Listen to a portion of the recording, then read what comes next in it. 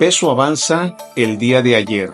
Te decimos qué pasó. Precios de alimentos seguirán altos por 10 años. Te decimos las causas. Y la población en pobreza laboral no le alcanza para comer. Esto y mucho más en el video de hoy. El precio del dólar de ayer, 2 de julio, avanzó tras palabras de Powell. El peso mexicano se apreció este martes ante el dólar y el mercado reaccionó a un discurso del presidente de la Reserva Federal, Jerome Powell, quien aseguró en un evento de Banco Central Europeo que se necesitan más datos de inflación antes de recortar las tasas. El tipo de cambio concluyó esta jornada en 18.26 unidades por dólar, comparado con el registro de 18.36 de los datos oficiales de Banxico. El movimiento significó la moneda un avance de 9.3 centavos, equivalente a 0.51%. Las palabras de Powell que provocaron la recuperación del peso fueron las siguientes: solo queremos saber que estos niveles que estamos viendo, se refiere a la inflación, son una lectura real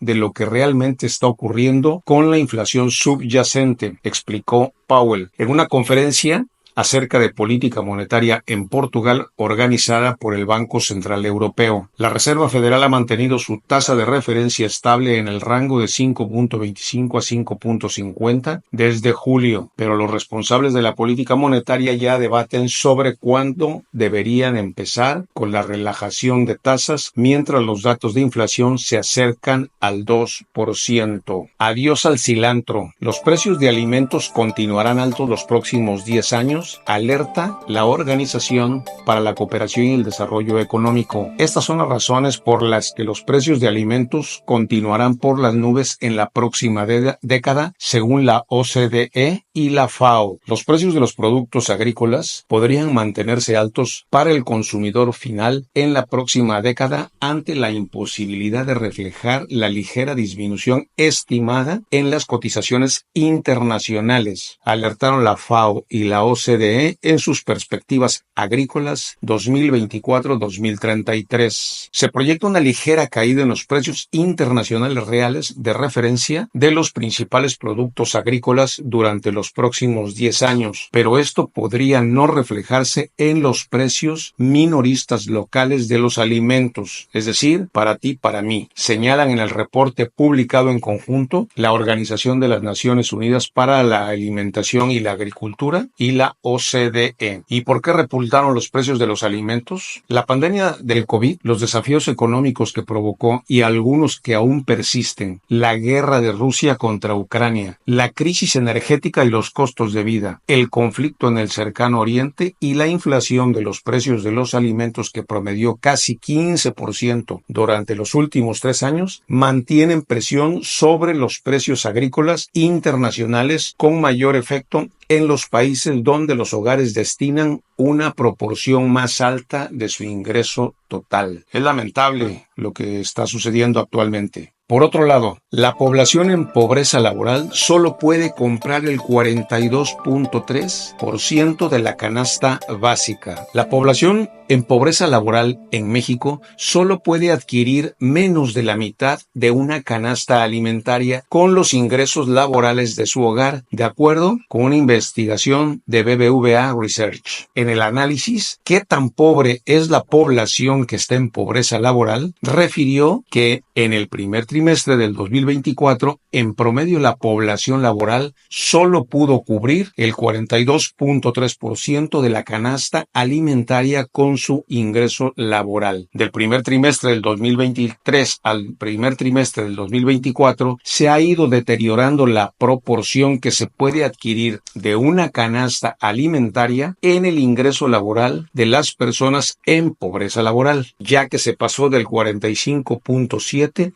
al 42.3 en promedio. Agregó, la pobreza laboral es una situación en la que el ingreso laboral de un hogar no es suficiente para alimentar a todos los miembros de la familia. Lo hemos comentado eventualmente aquí en el canal, que sí es muy bueno el hecho de que en este gobierno se haya dado un incremento muy importante en el salario de los trabajadores. Sin embargo, y lamentablemente el encarecimiento provocado por la inflación, la escasez y por todas las razones que aquí vimos, pierde mucho efecto ese poder adquisitivo que representa el tener un mejor ingreso, porque con la inflación esto se deteriora y de todas maneras cada vez alcanza menos. Por lo tanto, la solución está muy bien en el hecho de que se genere el ingreso, pero también debe controlarse la inflación y reducir los precios de las canastas básicas. En los índices de precios y cotizaciones, el día de ayer las bolsas en México cerraron con una caída importante. La Bolsa Mexicana de Valores cerró en 51,947 puntos, cayendo un 1,77%, mientras que la Bolsa Viva cerró en 1,064 puntos y cayó 1,66%. En los índices de precios y cotizaciones, el día de hoy, el Dow Jones sube 0,07, mientras que el S&P 500 baja 0,03% y los futuros del Nasdaq bajan un 0,07% en una jornada que se verá con poco movimiento, dado que el día de mañana es un día festivo en los Estados Unidos. El precio del dólar se cotiza en estos momentos en 18,28 pesos por unidad y el Bitcoin cae fuertemente a $60,262. La onza de oro se cotiza en $2,355 y el barril de petróleo crudo West Texas se mantiene en $82,92 por barril. Esperamos que esta información sea de utilidad y si fue así, no olvides suscribirte y déjanos tu like. Hasta mañana.